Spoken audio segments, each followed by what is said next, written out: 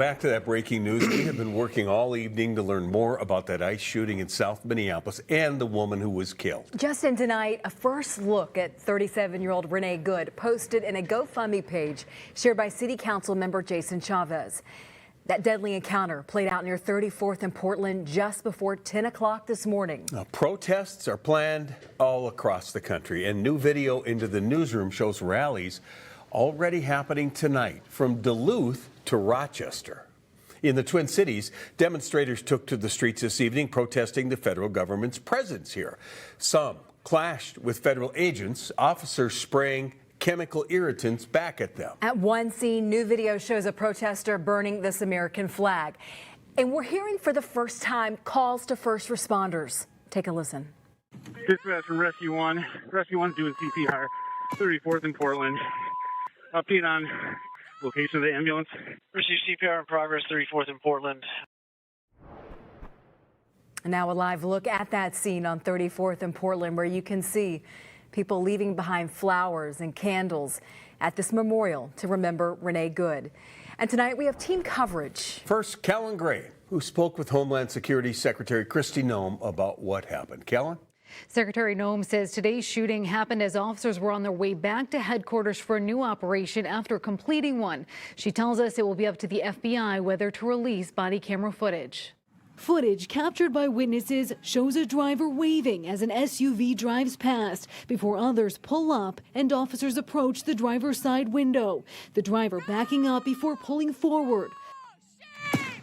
An officer heard firing 3 shots. She attempted to run a law enforcement officer over. Homeland Security Secretary Kristi Noem saying the officer fired, quote, defensive shots, that he was injured by the vehicle. Can you clarify whether he was hit before or after the gunshots were fired? I can't, but the FBI will continue the investigation and release more facts when it's appropriate. Noem saying the driver weaponized her vehicle. Deadly force is perfectly lawful when a threat is faced by a weapon. This officer used his training in this situation, and we'll let the FBI continue the investigation to get it resolved. So just to be clear, did the shooting happen before or after the vehicle hit the officer? I know you keep asking that, but that doesn't mean that the FBI is going to give you an answer today. Noem says the officer who fired Wednesday's deadly shots was dragged by a vehicle and injured during an enforcement operation in June, without giving details. A June press release detailing an officer dragged 50 yards. Noem says there's a growing trend. Given the threat of vehicle encounters, are you going to change the way ICE agents You know, people need to stop using their vehicles as weapons. Are you going to change the This training for domestic officers act to of help terrorism them to face use this? your vehicle to try to kill law enforcement officers is going to stop. And I'm asking the Department of Justice to prosecute it as domestic terrorism. Minneapolis police say the driver killed today was not armed. Governor Walz calling the ICE operations dangerous and sensationalized, saying there was someone dead, quote, for no reason whatsoever. He is also preparing the National Guard.